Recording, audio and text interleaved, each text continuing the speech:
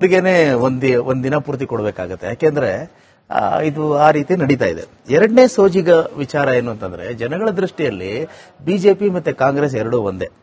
ಈಗ ಬಿಜೆಪಿ ಸರಿಯಾಗಿ ಆಡಳಿತವನ್ನು ಕೊಟ್ಟಿದ್ದಿದ್ರೆ ಅವರು ಇವತ್ತು ಆಡಳಿತವನ್ನು ನಡೆಸ್ತಾ ಇದ್ರು.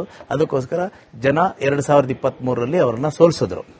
ಈಗ ಅವ್ರು ಮಾಡಿದ ತಪ್ಪನ್ನು ಇವರು ಸರಿ ಮಾಡಿದ್ರ ಅಂತಂದ್ರೆ, ಒಂದು ಉದಾಹರಣೆ 40% ಬಗ್ಗೆ ಪ್ರಸ್ತಾಪ ಆಯ್ತಲ್ಲ. ಈಗ 40% 40% ಕಾಂಟ್ರಾಕ್ಟರ್ಸ್ಗೆ ಏನು ಕಿಕ್ ಬ್ಯಾಕ್ ಕೊಡಬೇಕು ಅನ್ನೋ ತರದ್ದು ಒಂದೇನು ಪ್ರಚಾರ ಆಯ್ತು. ಅದರಿಂದ ಬಿಜೆಪಿನವರು ಸರ್ಕಾರ ಕಳ್ಕೊಂಡ್ರು. ಆದ್ರೆ ಅದರ ಮೇಲ್ಗಡೆ ಆ ಕ್ಯಾಂಪೇನ್ ಮೇಲೆ ಗೆದ್ದು ಬಂದಂತ ಕಾಂಗ್ರೆಸ್ನವರು ಇವತ್ತು 1000 ದಿನ ಆಡಳಿತ ನಡೆಸದ ಮೇಲೆ ಒಂದು ಸಾರಿ ಹಿಂದಿರುಗಿ ನೋಡಿದ್ರೆ ಆ 40% ಅಟ್ಲೀಸ್ಟ್ ಅದು ಹೋಗ್ಬೇಕಾಗಿತ್ತಲ್ಲ, ಅದು 60% ಅಂತ ಈಗ ಅದೇ ಕಾಂಟ್ರಾಕ್ಟರ್ಗಳು ಹೇಳ್ತಾ ಇದ್ರೆ ಅಂದ್ರೆ ಇದು ಕಾಂಗ್ರೆಸ್ ಸ್ವಲ್ಪ ಯೋಚನೆ ಮಾಡಬೇಕಾದ ವಿಚಾರಣೆ. ಕಳೆದ ಸರ್ಕಾರಕ್ಕಿಂತ ಹೆಚ್ಚಾಗಿದೆ ಈಗ ಅಂತ ಹೇಳ್ತಾರೆ. ಇದು ವಿಪರ್ಯಾಸನ ಅಲ್ವಾ?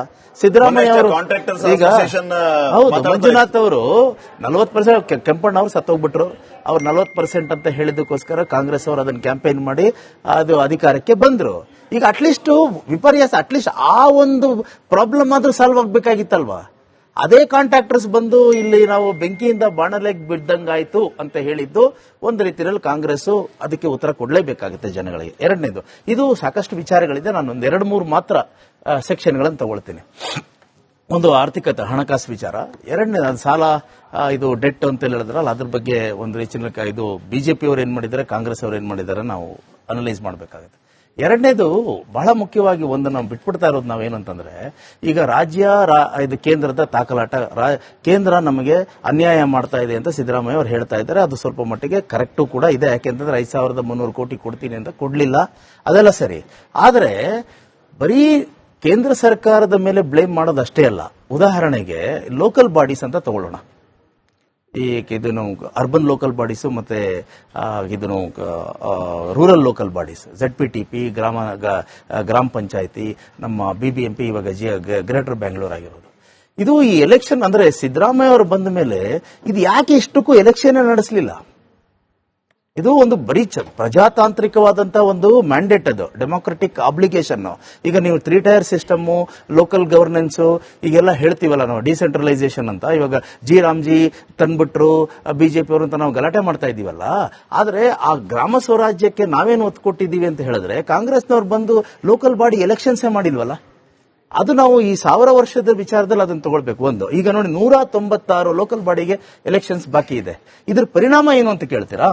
ಇದರ ಪರಿಣಾಮ ಏನು ಅಂತಂದ್ರೆ, ಕೇಂದ್ರದಿಂದ ಅನುದಾನ ಬರಬೇಕಲ್ಲ. ಈಗ finance commission, 15th finance commission ಅವರು ಇದನ್ನು ಅಲೋಕೇಟ್ ಮಾಡಿದ್ದು, ಈಗ 16th ಫೈನಾನ್ಸ್ ಕಮಿಷನ್ ಬಂದಿದೆ. 18,000 ಕೋಟಿ ಕೇಂದ್ರದಿಂದ ಬರಬೇಕಾಗಿರೋದು ರಾಜ್ಯ ಸರ್ಕಾರಕ್ಕೆ ಬರಲಿಲ್ಲ. ಯಾಕೆ ಅಂದ್ರೆ ಕೇಂದ್ರ ಸರ್ಕಾರ ನಿರಾಕರಣೆ ಮಾಡಿದ್ದಲ್ಲ, ಲೋಕಲ್ ಬಾಡೀಸ್ ಇಲ್ಲದೆ ಇರೋದ್ರಿಂದ, ಲೋಕಲ್ ಬಾಡೀಸ್ಗೆ ಎಲೆಕ್ಷನ್ಸ್ ನಡೆಸದೇ ಇರೋದ್ರಿಂದ 18,000 ಕೋಟಿ ಕರ್ನಾಟಕ ರಾಜ್ಯ ಕಳ್ಕೊಳ್ತು. ಇದಕ್ಕೆ ಯಾರು ಉತ್ತರ ಕೊಡಬೇಕು? ಈಗ ನಾವು ಹೇಳ್ತೇವೆ ಅಂದ್ರೆ, ಇಲ್ಲ ಬಿಜೆಪಿನವರು ಫಸ್ಟ್ ಎಲೆಕ್ಷನ್ ಮಾಡಬೇಕಾಗಿತ್ತು. BBMP ಇತ್ತಲ್ಲ, ಅವಾಗ BBMP ಕಾಲದಲ್ಲಿ, ಅಂದ್ರೆ ಬಿಜೆಪಿ ಕಾಲದಲ್ಲಿ BBMP ನಡಿಬೇಕಾಗಿತ್ತು. ZPTP ಕೂಡ ಬಿಜೆಪಿ ಕಾಲದಲ್ಲಿ ನಡಿಬೇಕಾಗಿದ್ದು. ಅವಾಗ ZPTP ಯಾಕೆ ನಡೀಲಿಲ್ಲ ಅಂದ್ರೆ ಕೋವಿಡ್ ಬಂತು ಅಂತ. ಆಮೇಲೆ BBMP ಕೂಡ ಕೋವಿಡ್ ಬಂತು ಅಂತ. ಆಮೇಲೆ ಕೋವಿಡ್ ಹೋದ್ಮೇಲೆ ಆದ್ರೂ ಬಸವರಾಜ ಬೊಮ್ಮಾಯಿ ಅವ್ರ ಸರ್ಕಾರ ಎಲೆಕ್ಷನ್ ನಡೆಸಬೇಕಾಗಿತ್ತು. ಓಕೆ, ನಡೆಸಲಿಲ್ಲ. ಸಿದ್ದರಾಮಯ್ಯ ಅವರು ಬಂದ್ಮೇಲೆ ನಡೆಸಬೇಕಾಗಿತ್ತಲ್ಲ. ಅದರಿಂದ 18,000 ಕೋಟಿ ನಷ್ಟ ಆಯ್ತು. ಇದಕ್ಕೆ ಯಾರು ಹೊಣೆ? ಅದರಿಂದ ಇವಾಗ ನೆಕ್ಸ್ಟ್ ಸಾಲದ ವಿಚಾರಕ್ಕೆ ಬರೋಣ.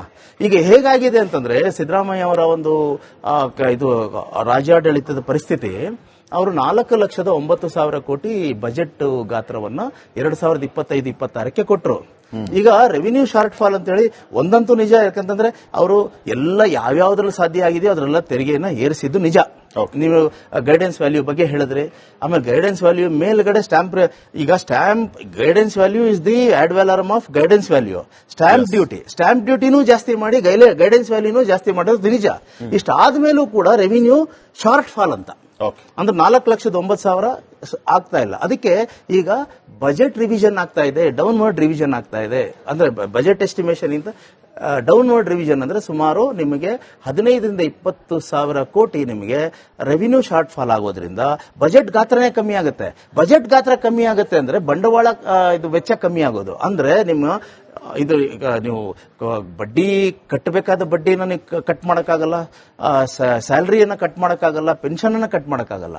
ಆದ್ರೆ ನೀವು ಇದು ಅಭಿವೃದ್ಧಿಗೆ ಅಂತ ಇಟ್ಕೊಂಡಿದ್ದೀರಲ್ಲ ಬಂಡವಾಳ ವೆಚ್ಚ, ಅದು ಕಮ್ಮಿ ಆಗುತ್ತೆ. ಈಗ ಒಟ್ಟು ನಮ್ಮಲ್ಲಿ 7,50,000 ಕೋಟಿ ಸಾಲದ ಹೊರೆ. ಅದರಿಂದ 55,000 ಕೋಟಿ ಬರೀ ಬಡ್ಡಿಗೆ ಹೋಗುತ್ತೆ. ಸೊ ಇದು ಪರಿಸ್ಥಿತಿ. ಒಂದು ಕೊನೆಯದಾಗಿ ಹೇಳೋದಂದ್ರೆ ಕೇಂದ್ರ ಸರ್ಕಾರನೂ ಅಷ್ಟೇನೆ 196 ಲಕ್ಷ ಕೋಟಿ ಇದ್ದಂತ ಸಾಲ ಇವಾಗ 205 ಲಕ್ಷ ಕೋಟಿಗೆ ಹೋಗಿದೆ. ಅದರ ಪರಿಣಾಮ ಏನಂತಂದ್ರೆ 16 ಲಕ್ಷ ಕೋಟಿ ಅವರು ಬಡ್ಡಿನೇ ಕಟ್ಟಬೇಕು. ಈ ಸತಿ ನಿರ್ಮಲಾ ಸೀತಾರಾಮನ್ ಅವರು ಪಡೆದಂತಹ ಹೊಸ ಸಾಲದ ಮೊತ್ತ ಎಷ್ಟು ಗೊತ್ತಾ? 16 ಲಕ್ಷ ಕೋಟಿ. ಬಡ್ಡಿ ಕಟ್ಟೋದೆಷ್ಟು? 16.5 ಲಕ್ಷ ಕೋಟಿ. ಅಂದ್ರೆ ಸಾಲ ತಗೊಳ್ಳೋದು ಸಾಲ ತಗೊಳ್ಳೋದು ಬಡ್ಡಿ ಕಟ್ಟೋದು. ಈ ಕಾರ್ಯಕ್ರಮದ ಕೊನೆ ಭಾಗದಲ್ಲಿದ್ದೀವಿ. ಏನ್ ಹೇಳೋದಕ್ಕೆ ಬಯಸ್ತೀವಿ ರಾಜುಗೌಡ್ರೆ? ಈಗ ಕುಮಾರಸ್ವಾಮಿ ಅವರಂತೂ ಸಾಲದ ಹೊರೆ ಅನ್ನುವಂತ ಮಾತನ್ನ ಹೇಳಿದ್ರು, ದತ್ತಾಂಶಗಳು ಅದೇ ರೀತಿ ಹೇಳುತ್ತೆ ಅನ್ನುವಂತ ಮಾತನ್ನ ನೀವು ಹೇಳ್ತಾ ಇದ್ರಿ. ನೀವು ಅಧಿಕಾರದಲ್ಲಿದ್ದಾಗ ಮಾಡಿದ್ದೇನು? ಅಟ್ಲೀಸ್ಟ್ ಜನ ಈಗ ಖುಷಿಯಾಗಿದ್ದಾರೆ, ಆರಾಮಾಗಿದ್ದಾರೆ ಅಂತ ಕಾಂಗ್ರೆಸ್ನವ್ರು ಹೇಳ್ತಾರೆ. ನಿಮಗೆ ಬಹಳ ಕಡಿಮೆ ಸಮಯ ಇದೆ ಸರ್. ಇಲ್ಲ, ನಾವು ಅಧಿಕಾರದಲ್ಲಿದ್ದಾಗ ಏನ್ ಮಾಡಿದೀವಿ ಅನ್ನೋದು ಜನತೆನೇ ಮಾತಾಡ್ತಾರೆ. ಯಾಕಂದ್ರೆ ರೈತರ ಸಾಲ ಮನ್ನಾ ಅನ್ನೋ ಒಂದು ಯೋಜನೆ ಕೊಟ್ರಲ್ಲ, ಅವತ್ತಿನ ಕಾಲಕ್ಕೆ ಎಲ್ಲೆಲ್ಲಿ ಸೋರಿಕೆ ಆಗ್ತದೆ, ಕಡೆಗೆ ಒಬ್ಬ MLA ಮಿನಿಸ್ಟರ್ಗಳಿಗೂ ಕೂಡ ಹೊಸ ಕಾರ್ ಪರ್ಚೇಸ್ ಮಾಡಬೇಡಿ, ಇರೋ ಕಾರನ್ನೇ ಬಳಸಿ ಅನ್ನೋ ಮಟ್ಟಕ್ಕೆ ಒಂದು ಸುಧಾರಣೆ ತಂದಂತವ್ರು ಕುಮಾರಸ್ವಾಮಿ ಅವರು. ಅಂದ್ರೆ ಜನಗಳಿಗೆ ಹೊರೆ ಆಗಬಾರ್ದು, ಎಲ್ಲೆಲ್ಲಿ ಕಾಸ್ಟ್ ಕಟ್ ಮಾಡಬೇಕು ಅನ್ನೋದ್ರ ಬಗ್ಗೆ ಚಿಂತನೆ ನಡೆಸಿ ಒಳ್ಳೆ ಆಡಳಿತ ಕೊಟ್ಟು ಸಾಲ ಕಡಿಮೆ ಮಾಡ್ದು. ಆದ್ರೆ ಸಿದ್ದರಾಮಯ್ಯನವ್ರ ಸರ್ಕಾರದಲ್ಲಿ ಐಷಾರಾಮಿ ಖರ್ಚುಗಳು ಹೆಚ್ಚಾದ್ವೇ ವಿನಃ ಆದ್ರೆ ಜನಗಳಿಗೆ ಸಮಸ್ಯೆ ಬಗೆಹರಿಲ್ಲ. ಇನ್ನು ರೆವಿನ್ಯೂ ಇಲಾಖೆಗೆ ಬಂದಾಗೂ ಅಷ್ಟೇ. ರೆವಿನ್ಯೂ ಇಲಾಖೆಯಲ್ಲಿ ನೋಡಿ, ಇವತ್ತು ಶಿವಕುಮಾರ್ ಸರ್ ಅವರು ತುಂಬಾ ಒಂದು ಒಳ್ಳೆ ಪಾಯಿಂಟ್ ಎತ್ತಿದ್ರು. ಇವತ್ತು 30,000 ಕೋಟಿ ಅಲ್ಲಿಂದ ಕಲೆಕ್ಟ್ ಆಗ್ಬೇಕಾಯ್ತು, 20,000 ಆಗಿದೆ. ನಮ್ಮ ಮುನೀರ್ ಅವರು ಅದನ್ನ ಹೆಂಗ್ ಸಮರ್ಥಿಸ್ತಾರೆ ಅಂದ್ರೆ ಏನೋ ದೊಡ್ಡ ಸಾಧನೆ ಮಾಡಿದೀವಿ ಅನ್ನೋದು ಸಮರ್ಥಿಸ್ತಾ ಇದ್ದಾರೆ. ನಾಳೆ ದಿನ ಇದೇ ಪರಿಸ್ಥಿತಿ ಕೇಳಿ ಸಾಲದ ಬಡ್ಡಿ ಜನಗಳ ತಲೆ ಮೇಲೆ ಬೀಳ್ತಾ ಹೋದ್ರೆ ಸಾಲ ಜಾಸ್ತಿ ಆಗುತ್ತೆ ವಿನಃ ದಿವಾಳಿ ತನಕ ತಂದಿರೋ ಪ್ರಯತ್ನ ನಡೀತಾ ಇದೆ. ಸಿದ್ದರಾಮಯ್ಯನವರು ಇದ್ರ ಕಡೆ ಸಾವಿರ ಸಾಧನೆಗಳಲ್ಲ, ಸಾವಿರ ಸಮಸ್ಯೆಗಳನ್ನು ತಂದಿಟ್ಟಿರುವಂತಹ ಈ ಕಾಂಗ್ರೆಸ್ ಸರ್ಕಾರದ ಬಗ್ಗೆ ಜನರು ಮಾತಾಡ್ತಾ ಇರುವಂತದ್ದು ಯಾವಾಗ ಮುಗಿಯುತ್ತೆ ಈ ಕಾಂಗ್ರೆಸ್ ರೇನು ಅಂತ ಅವ್ರಿಗೆ ಸಾಕಾಗಿ ಹೋಗಿದೆ. ಇವಾಗ ನೀವು ಫೈನಾನ್ಸ್ ಕಮಿಷನ್ ಬಗ್ಗೆ ಹೇಳಿದ್ರಿ, ಸಮಯ ಕಡಿಮೆ ಇದೆ ಅಂತ ನಾನು ಹೇಳ್ಬಿಡ್ತೀನಿ. 29% ಇದ್ದಿದ್ದು 11th ಮತ್ತು 12th ಫೈನಾನ್ಸ್ ಕಮಿಷನ್ ತಂದಿದ್ದು 30%. ನಮ್ಮ ಸರ್ಕಾರದ ಅಡಿಯಲ್ಲಿ ಇರುವಂತಹ ಫೈನಾನ್ಸ್ ಕಮಿಷನ್ ತಂದಿದ್ದು 42%. ಇಂತಹ ಒಂದು ಸರ್ಕಾರವನ್ನ ಮೇಲೆ ಸುಳ್ಳು ಆರೋಪ ಮಾಡಿ ಬರೀ ಕೇಂದ್ರ ಸರ್ಕಾರ ಕೇಳಿಸ್ಕೊಳ್ಳಿ ಸರ್,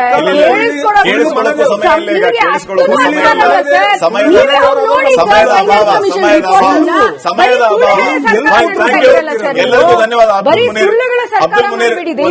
ಒಂದು ಎಸ್ ಆರ್ ನೋ ಆನ್ಸರ್ ಮಾಡಿ. ಡಿ ಕೆ ಶಿವಕುಮಾರ್ ಯಾವಾಗ ಮುಖ್ಯಮಂತ್ರಿ ಆಗ್ತಾರಾ ಇಲ್ವಾ? ಅದು ಹೇಳಿದ್ರಲ್ಲ, ಅವರು ಹೇಳ್ತಾ ಇದ್ರಲ್ಲ, ಹೈಕಮಾಂಡ್ ಮತ್ತೆ ಶಾಸಕರು ಯಾವ ಅರ್ಧ ಡಜನ್ ನಾಯಕರಿದ್ದಾರೆ.